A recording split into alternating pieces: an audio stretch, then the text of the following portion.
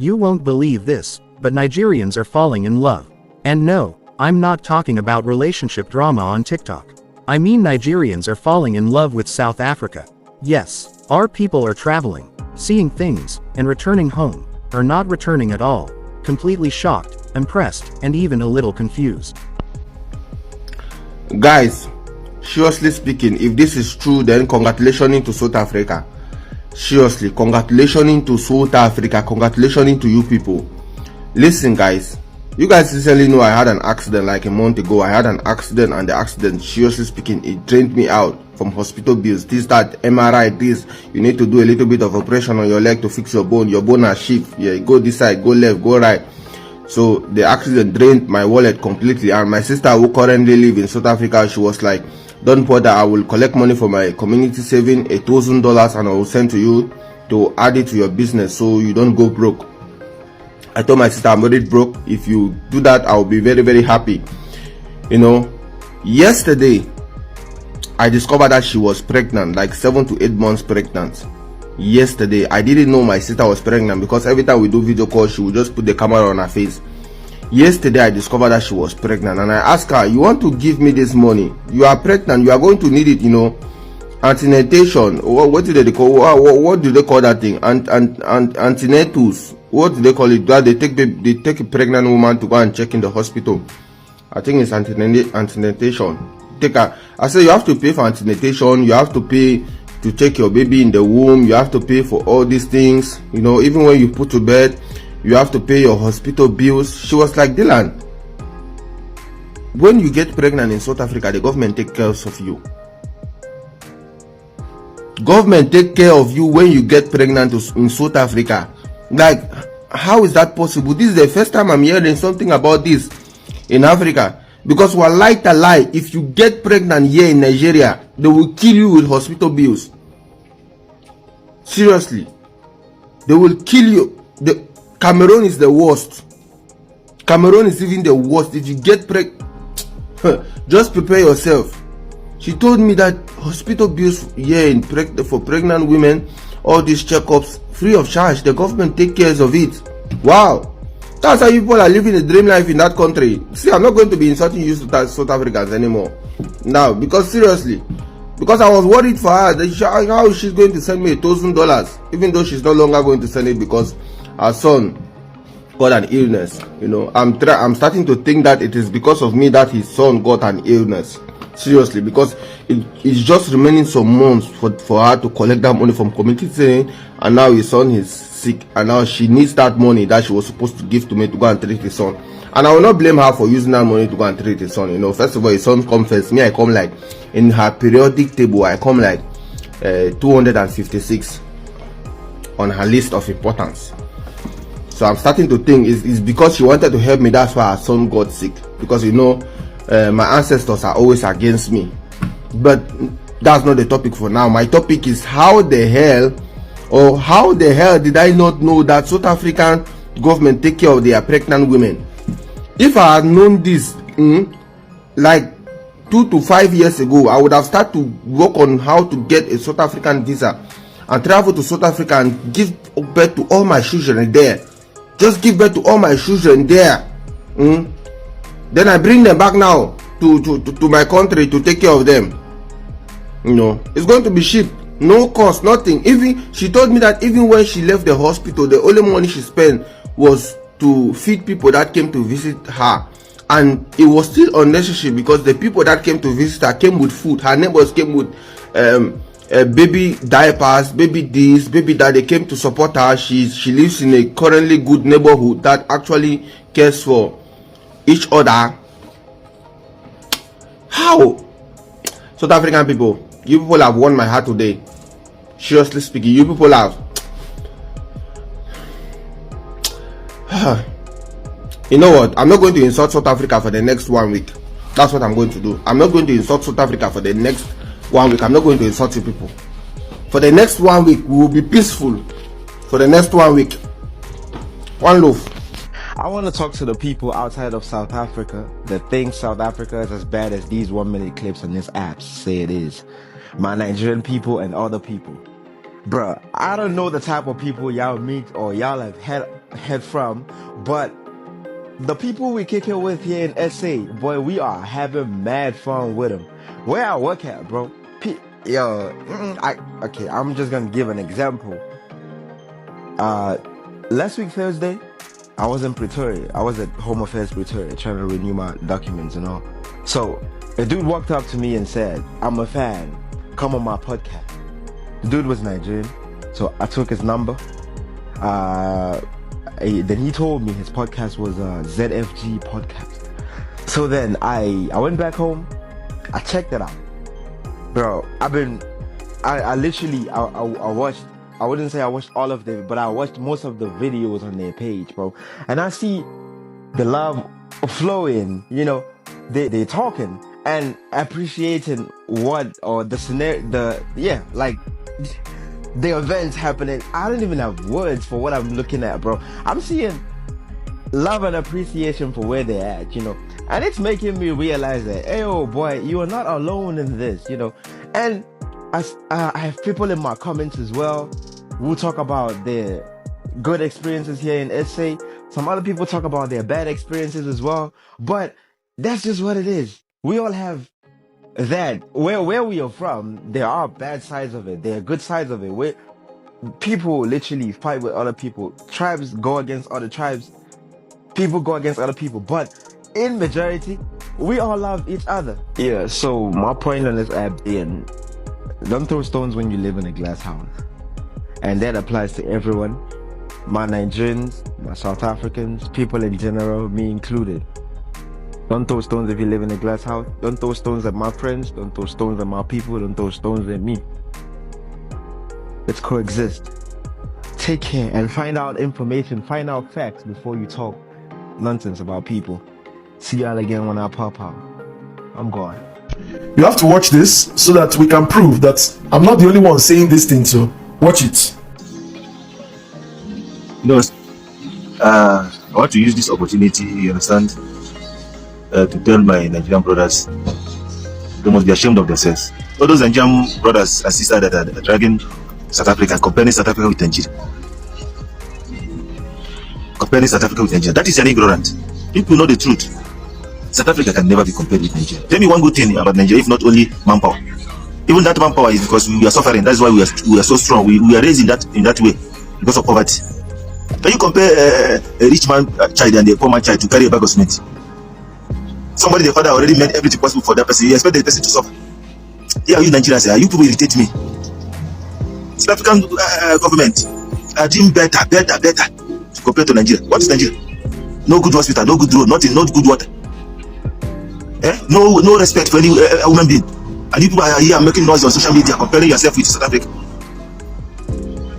I want to know one thing that Nigeria is better than South Africa. It's not only manpower. And even that manpower, like I said, is because we are suffering. That is why we have that kind of power to struggle life. We have been struggling life. See, I didn't have to show the full video because the guy already made the points. The thing is that when Nigerians talk, you begin to wonder whether something is missing in their mentality. I know what I'm talking about because I'm in Nigeria.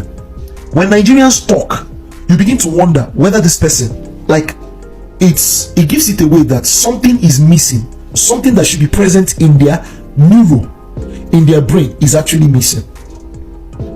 That's why this guy said, we all know these things. You cannot compare Nigeria to South Africa. You can't even compare Nigerians to South Africans. You can't do that. You're just trying to, make a force. You're just trying to raise controversies, which eventually comes back to make a caricature of you. You cannot see, when it comes to level in everywhere, Nigerians are miles below South Africans. Miles below South Africans. Miles below South Africans. As in fact, right now, you cannot compare Nigerians to Ghanaians. They are miles below Ghanaians. I'm telling you the truth. I'm telling you, as a country and as a people, I'm telling you the truth. Do you know? I tell people, do you know what came into South Africans to make the decision they made that changed the trajectory of the existence. Do you know that that thing is pure genius? Pure genius. And when people talk, Nigerians will be talking. We'll be talking. Because in Nigeria, we honor criminality as long as that criminality fetches money. And we think it's like that everywhere in the world.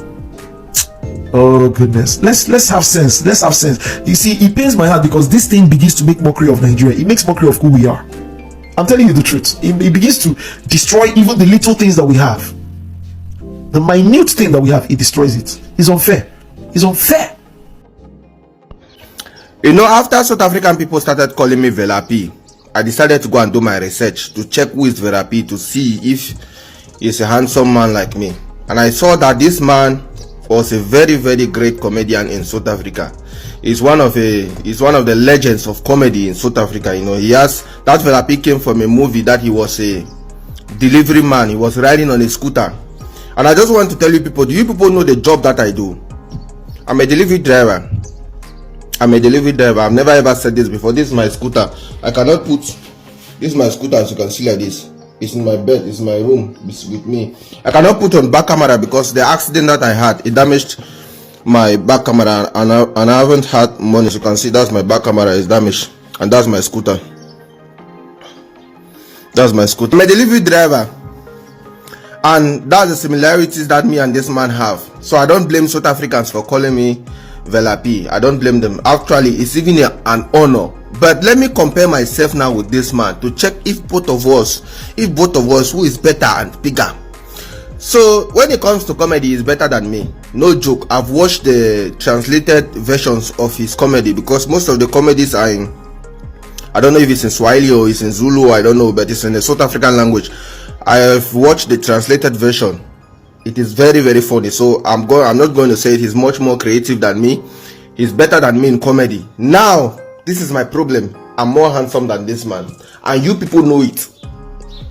You people know it. You people know this is the part where I take pride in. I take pride in this area, in my handsomeness area. I don't joke with it, and I don't want anybody to joke with it. You people know deep down in your heart, me and him are more handsome than him. Yes, and again, he is richer than me, but I'm a future billionaire. Actually, right now, I am a billionaire in Zimbabwe dollars. So if you want to check billionaire to billionaire, I am still a billionaire. It doesn't matter which currency we are talking about. You understand? Because if you want to check it, I'm a trillionaire in Zimbabwe dollars. So billionaire to billionaire, we are both the same in income. You understand what I'm trying to say? Okay, he's a billionaire, I'm a billionaire. Both of us are billionaires in Zimbabwean dollars. He's not a billionaire in South African rands. Okay, yes, no problem. He's dead. Rest in peace, legend. But with all due respect, legend, I am more handsome than you, but you are a better comedian than me. You are better creativity than me. I'm not going to argue with that one. So South African people, it is a pleasure for you people to call me Velapi. I'm not going to lie, it's a big pleasure. It's a pleasure.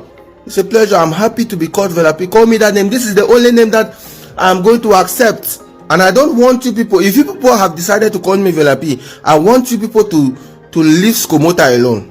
If you people want to call me Velapi, but leave Skomota. It's either you people choose between Skomota and Velapi. Okay? Don't call me Skomota Velapi. No, you don't have to mix those two names together. Choose one and call me. Don't forget to like and share. One love. Do you know that South African prison is actually better than Nigeria? South African Correctional Service prison is more clean than Lagos and Abuja. Gechel, I'm telling you the truth. That is why when South African people go to prison, they come out more healthy and more fresh. I don't know why they don't like going to prison. Danko. I don't know, South Africans, when did you people start having Kenyan genes? Because now, seriously, I am getting bothered because the way you people are winning Olympic medals now, it's like you people are doing it for fun. Today, I will get up and see in the news, South Africa has won another medal. Tomorrow, South Africa has won another medal. Me, I'm tired of posting this kind of news about you people. Because I cannot understand why every single time I pray for you people to fall, you people rise up. But when you people pray for me to fall, I will fall until my anus is going to be exposed outside. What kind of nonsense is this? Our God is not a just God, or this is an unjust God. You cannot be praying for something bad to me and it happens, and when I pray, it doesn't happen. Instead, you get good things. Congratulations to my enemy for South Africa, in South Africa, for winning another award. This girl, as you see here, Prudence, I don't know, Prudence Sibeku. If you want to know her name, go and search in Google. I'm not the one who's supposed to come here and tell you about the name of an enemy of mine that got an award for their country. Don't expect me to pronounce her name. Go and search in Google. You are now sitting and expect me to give you news, to give you good news about my enemy country. That's her face. She won 800 meters. She won a medal. Go and search in Google if you want to know her name. Go and search Prudence. There's Prudence there. Prudence is God have mercy upon her. I will write her name in comment section. Everybody, congratulations my enemy under the comment section. Because see, I am tired. Today this medal, tomorrow this medal, next year this medal. Next very soon you people are going to the World Cup. Why me? I am there sitting, nothing. It shall never be better with you people. Nonsense. I'm tired of this intimidation. One love. Don't forget to like and share. South Africa, we have spoiled a lot. That's the problem we are having. But now I've delivered. You spoil them or they spoil them. You spoil them or they spoil you. They have spoiled us a lot. How? You will be manipulated if you went to South Africa. How? Without being controlled. How? So many things are happening there. How? I'm facing that day. So explain to me. That you have gone to South Africa. Explain to me what is happening there. Why am I buying? What are they doing?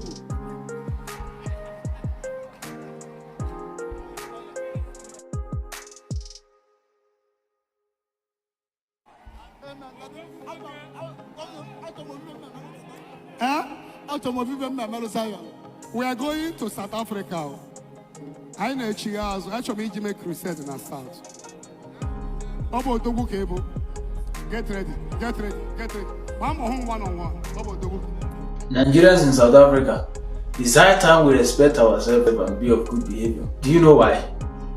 Because whatsoever these people want, yes, anything that South Africans want and start protesting for, if they have not achieved it, they won't rest. You that is here, you are behaving anyhow, doing whatever you want, thinking that you can do whatever you want. It's not your country. You can misbehave and do illegal business or anything that is not corresponding to the law of the country, thinking that you're safe. If South African police come for you, if South African police bring out their time for you, then you will know that there is difference between South African police and Nigerian police. If we continue misbehaving the way we are misbehaving here in South Africa, Nigerians that are in South Africa, if we continue misbehaving, doing illegal things, if South Africans come out and protest against Nigeria, hey, Nigerians in South Africa, you will be in a very big problem. So it is better we tighten up our belt and change our ways and be of good character. Because if these situations, if this attitude of ours gets to their neck, it gets to their nerves, it gets to the South African nerves, and they come out to protest against us, they're even protesting against their own people, the people that they love, that they are living with. Talk more of us that are coming from diaspora, that are coming from other countries. If they come out to protest against us, oh, Nigerians, I pity for us that are living in South Africa here. So it's better we be of good character. It's better we be of good character. If not, when South Africans bring out themselves to come for us, we will not be able to survive it. Thank you. It's just a word of advice to Nigerians that are living in South Africa. Thank you very much. I love you all. God bless. You see South Africa, you see countries like South Africa, Botswana, I love those people so much. Now, what I'm going to tell you about these people, if you're a Nigerian and you have ears, listen. Let me break some secrets to you people now. Listen, you know, Nigerians, we claim to be strong, we claim to be wise, but we're the dumbest of all. That is why our politicians play around with us. Now, watch this. I was intimated that in Botswana, a child of a politician wanted to speak in matters that concern the public, especially on poverty. Now, what this boy stated is actually a good thing that would help the poor. Yet, Botswana people told him to shut the hell up, as he does not know anything about poverty. To shut the hell up, as he does not know a dime about poverty. So he should allow those who have had such experience to talk about it. You see here, when you see countries like Botswana, you see countries like South Africa, that's when you know that there's actually hope in some of these sub-Saharan African countries. Like, there's actually hope with black people in African countries. But when you look at Nigerians, you would almost think that there is no hope with Africa. Now, the politicians in countries like South Africa and Botswana, you know, they get their heads together because they know the people are actually one. They know that the people are actually one. But now let me tell you something about Nigerians. Nigerians that claim to be strong, when they come to other people's country, they now start giving you the impression that they are very knowledgeable people. Come to Nigeria and see that these people are just daft heads. Now let me prove this. You see this case between Natasha, a Senate president of Kogi, whatever, blah blah blah, a female, very fine woman, and then the Senate president, a senator. The woman is actually a senator representing whatever Kogi, blah blah. I don't care about all these politicians. And then the Senate president. Now, here's something that happens in Nigeria. Nigeria is a place where the bourgeois are the big men, the politicians. The bourgeois, when they want to inflict pain and victimize the peasants are people like us now. They will come together and effect their plans, depriving and looting from us, enriching themselves and be staying fresh. Now, but when they begin to fight amongst themselves, they will come and be disturbing our ears. And then guess Nigerians will now come and say, justice for this person. Yes, she's a very strong woman. Blah blah blah blah. Oh God, Nigeria, what happened to your sense? Now, the woman Natasha is beginning to get a taste of what happens to students in the Nigerian school.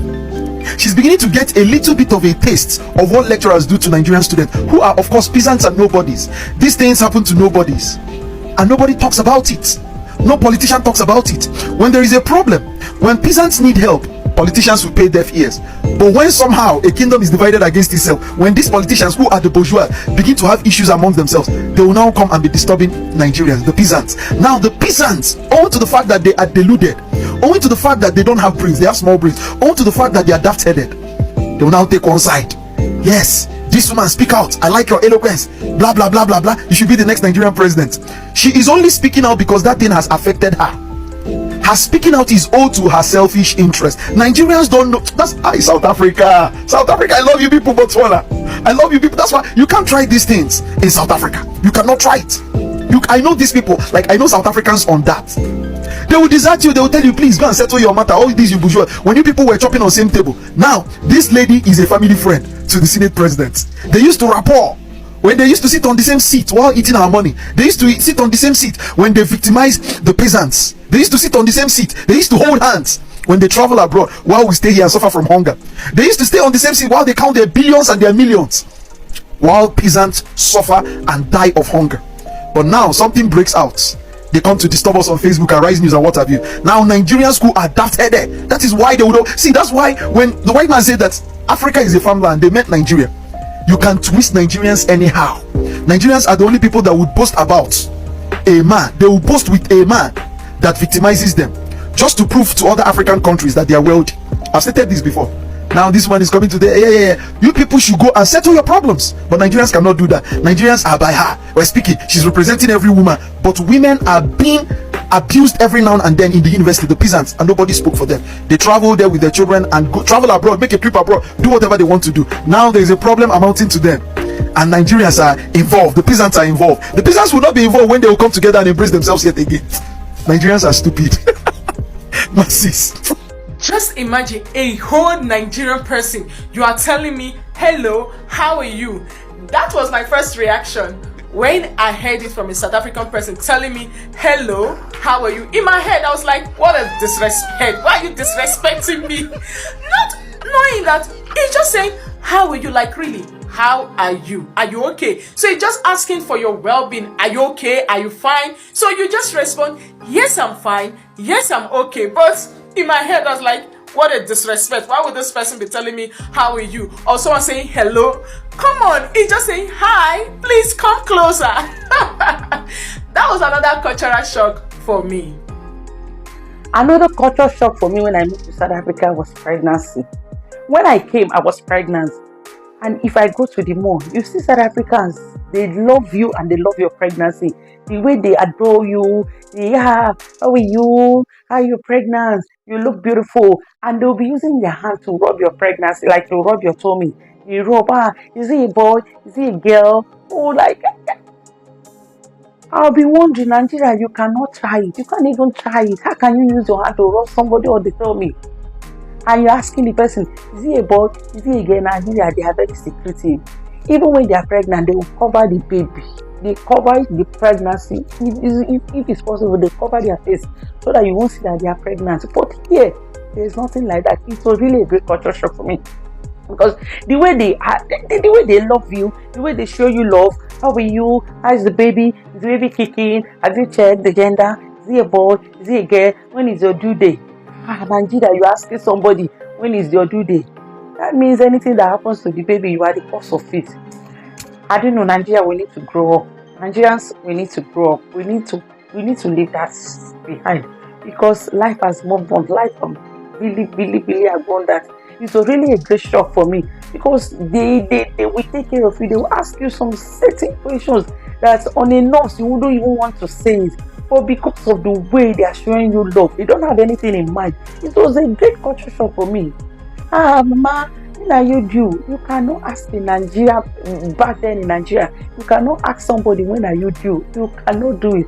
But here, it's so free the way they do it, not having anything in mind. It was really a great culture shock for me, and I love it. Another on my list is the people of South Africa.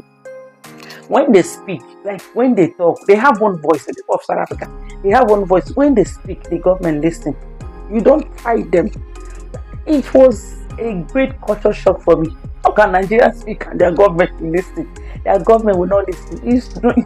Rather, the government will make a mockery of them. But here, when the people speak, the government, they listen and they respond to them ASAP.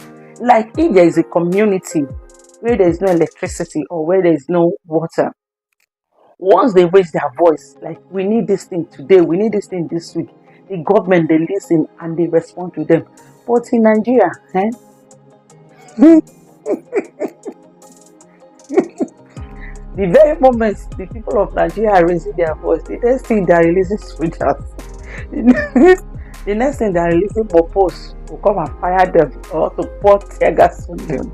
These things were really a great culture shock for me. The way the people of South Africa speak and their government listen. These were a great culture shock for me, and I am so happy to be in South Africa. I love South Africans and I love their language. Thank you very much for watching. If you are just seeing my face, please don't forget to subscribe to my YouTube channel. Thank you very much and bye. Prominent difference you found? Like immediately you landed South Africa, what was the one thing that you said, oh my god, this is different, I'm not in Nigeria anymore? The airport. The airport, how so? The airport is so nice.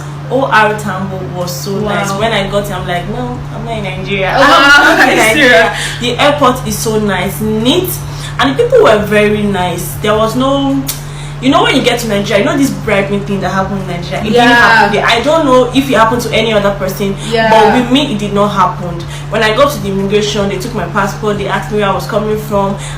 That's one question they will always ask you, where you're coming from and where you are going. So I just told them, they collected my passport and they stamped me in, and I went in and I'm like, oh yeah, so there's nothing like, because when I was coming, and when I left Nigeria, Nigerian immigration, I've heard of one story about medical doctors date random normal guys that have no job. Wow. So like there's no classes there, like no classism or whatsoever. I did not see it. Are you serious? I don't know, in case you, because I'm going to be quite ambitious to think that non-Nigerians are watching this video right now. But like in Nigeria, people are so big on like blings, on like looking good and stuff, because we focus more on like, seeing you the way you look. So if you don't look expensive, they will treat you like you are trash. Okay, I mean there are some humble people. So now hearing that in South Africa, like they literally just treat them like love is love, basically. Love is love. That's why now most South African girls want to even date Nigerian boys, guys, because they are the ones that's going to spend on you and everything. South African guys, they don't have shishi. No jokes. Oh my god, if you're South Africa, okay, I do have a South African friend that I know is going to be watching this video. Please put down your comments, like what do you think? Okay, is she being real? Just put it down in the comment box. This is actually very interesting. So I think I just have one more question. Like, what is... Hi everyone, it's your girl Lerato, it's your girl Tandeka. How are you all doing? Why I love South Africa is because they love their natural hair, their dreadlock. You can use your natural hair to go to a special event. So coming from a place whereby when you do your natural hair, they downgrade you, and seeing people that embrace natural hair, it's made me to love South Africa. And as a lover of natural hair, I was so happy to be among them. Another reason is their entrepreneurial spirit. These people love to buy South Africa products. Once you are entrepreneur, you make things in South Africa, you make it professional and neat. Trust me, they are going to patronize you. They love buying things made in South Africa. They don't care about the price. Once it's made in South Africa, they will support you. I love you all. When I relocated to South Africa, these were really a great culture shock for me. One on my list is the use of pets, like cats, dog. The way South Africans, the way they love cats, the way they love dogs, especially cats. Like a cat has its own food, its own shelter, and its own clothes. Unlike Nigeria, if you have cats, it's either you or the cat, you are witch. And we believe that cats are witch. That's why when I look at South Africa, anywhere I see cats, the next thing that will come out from my mouth is the blood of Jesus, because we've been built with that cats are witch. So, but here they don't see cat as witch. They see cat as pets, and they adore cats. They feed the cat, they pamper the cat. They even sleep on the same bed with the cats. That is to show you how much they love pets. They love cats very much. Anywhere you go to the mall, you see them with cats. Oh, my baby, my baby, my baby. This is my new baby. I just added this one to the family. And they call the cat the family. Unlike Nigeria, you cannot. Anywhere you see somebody with a cat, we all believe that the cat is a witch. We all believe that the cat is a witch, and we don't want to associate with the cat. But here, cats, dog, any other pets, they relate with the pets, they sleep with the pets, they have the pets in their house. Even if you see a snake in your house in South Africa, you are not permitted to kill it. All you just have to do is to call on the animal control people to come get the snake out. Unlike Nigeria, any animal they see, they eat it. Here you dare not try it. Here in South Africa, you dare not try it.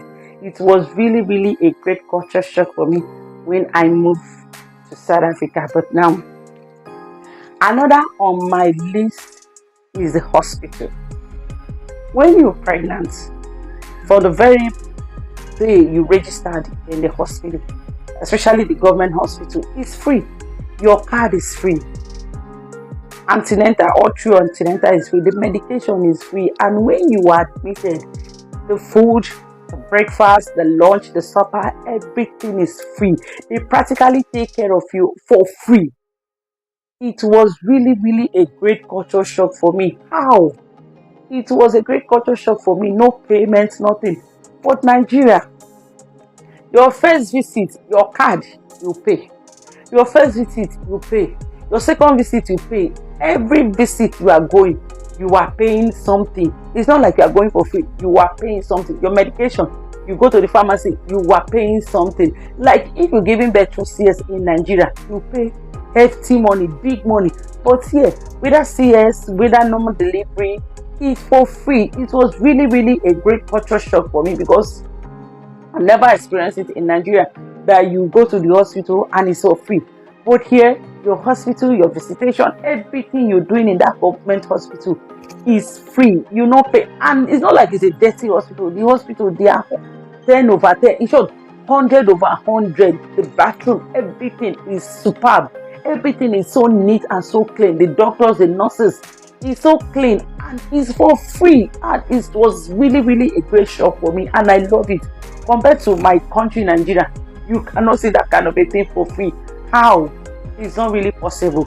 So when I visited the hospital here and I did not pay anything, I was really, really surprised. So it was really a great culture shock for me.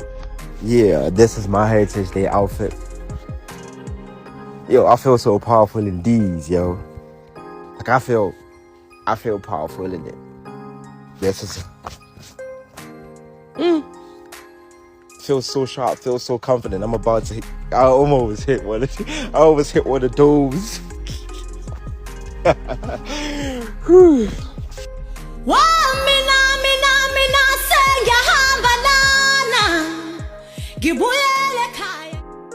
You know it's serious when Nigerians, who are usually ready to argue with anybody about anything, are actually praising a whole other country without throwing shade. I'm talking videos upon videos. See Cape Town, be like Miami, Johannesburg clean die, you know go believe say like no day ever go here. People are literally experiencing culture shock, and not from poverty or chaos, but from efficiency, beauty, and good vibes. It's giving soft life, my people. Let me break it down for you, because this thing is layered. Nigerians are known for being patriotic, sometimes to a fault. We'll drag our government from morning till night, but dare someone else say one bad thing about Nigeria and it's like they insulted our ancestors. But recently, some of our folks have traveled to South Africa and suddenly started singing a new tune.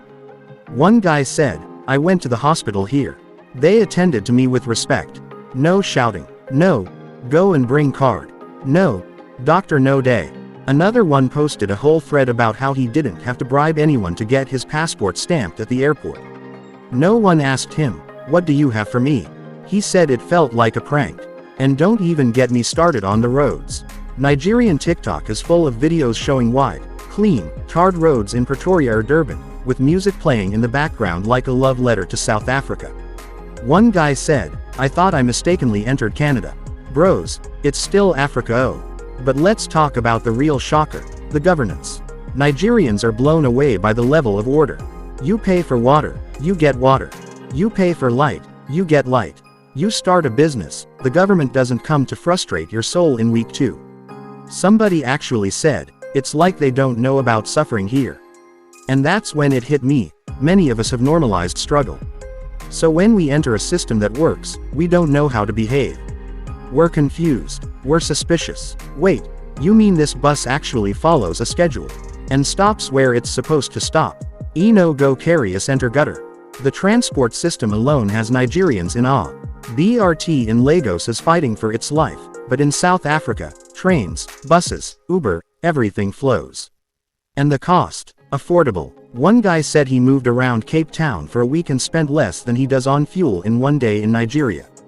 That one pained me. Then there's the beauty. South Africa is gorgeous. We all know about Table Mountain, but wait till you see the beaches in Camps Bay, the vineyards in Stellenbosch, the architecture in Sandton. Even the ordinary neighborhoods are clean. Our people are used to dodging potholes and trash heaps, so when they see sidewalks that glow, it's like a religious experience. And can we talk about the people? Contrary to all the negative headlines, a lot of Nigerians are finding that South Africans are actually warm, welcoming, and kind, once you respect the culture. There's a lot of curiosity, cultural exchange, and even jokes flying back and forth. One guy said he was shocked that a local South African bought him lunch after finding out he was Nigerian. No strings attached, just vibes. Let's not lie. There's always been some tension between Nigerians and South Africans, mostly fueled by media sensationalism, crime reports, and stereotypes. But people who are actually living there are seeing a different side. They're building friendships, communities, and even relationships.